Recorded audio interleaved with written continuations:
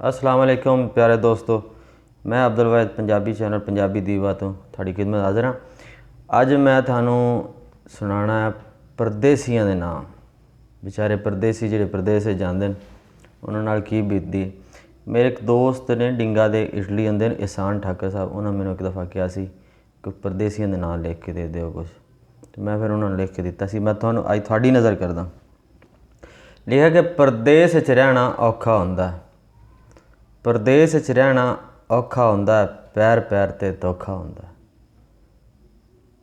परदेस च रहना औखा हुंदा ते पैर पैर ते धोखा हुंदा, ते डंगदा नाग विछोड़े दा ते लैके जान जान छोड़ेगा। डंगदा नाग विछोड़े दा ते लैके जान जान छोड़ेगा। ते पईए नफसा नफसी सब नूं, पईए नफसा नफसी सब नूं, याद फिर करदे सारे रब नूं। कोई पिया मां नूं याद है करदा, कोई पिया मां नूं याद है करदा, कोई पिया हिजर दी अग ही सड़दा। कोई पिया मां नूं याद है करदा, कोई पिया हिजर दी अग ही सड़दा। जिन्हां दे आउंदे सोहणे लेख है, जिन्हां दे आउंदे सोहणे लेख है, वो फिर हसदे वेखे इत्थे, ते जिन्हां दे आउंदे माड़े लेख है, वो फिर रोंदे धोंदे वेखे। बड़ियां चावां लैके आउंदे, बड़ियां चावां लैके आउंदे, ते आ के फिर बुक बुक रोंदे। कदी ते आउंदी कम दी मार है, ते कदी ते लंघदे दिन बेकार है। घर चों जद भी फोन आउंदा, उन्हां दा इक्को ही शिकवा हुंदा। घर चों जद भी फोन आउंदा, उन्हां दा इक्को ही शिकवा हुंदा। वेख गवांढियां लै ली कार है, लगदा साडा मुंडा बेकार है। उन्हां नूं यारो की दसीए, ते सुण के उन्हां दियां गल्लां हसीए।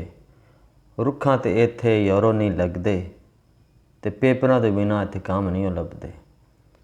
रुखां ते इत्थे यारो नहीं लगदे, ते पेपरां तो बिना इत्थे काम नहीं लभदे। ते घर नूं वापस जा नहीं सकदे, घर नूं वापस जा नहीं सकदे, ते किसे नूं दर्द सुणा नहीं सकदे। दर्द वंडाउंदा इत्थे कोई नहीं, ते वखरी साडे नाल होई इत्थे कोई नहीं। ते भैण ते बिरा नाले माँ याद आउंदी है, भैण ते बिरा नाले माँ याद आउंदी है। वो गुजरे वेले दी अदा याद आउंदी है। कदी किसे गल नाल यारां नाल लड़ना, ते फिर थोड़ी देर बाद पल्ला जा फड़ना। कदी किसे गल नाल यारां नाल लड़ना, ते फिर थोड़ी देर बाद पल्ला जा फड़ना। रब दी सो पिंड मैनूं याद बड़ा आउंदा है, रब दी सो पिंड मैनूं याद बड़ा आउंदा, ते यादां दा तूफान मैनूं वड्ड वड्ड खांदा है।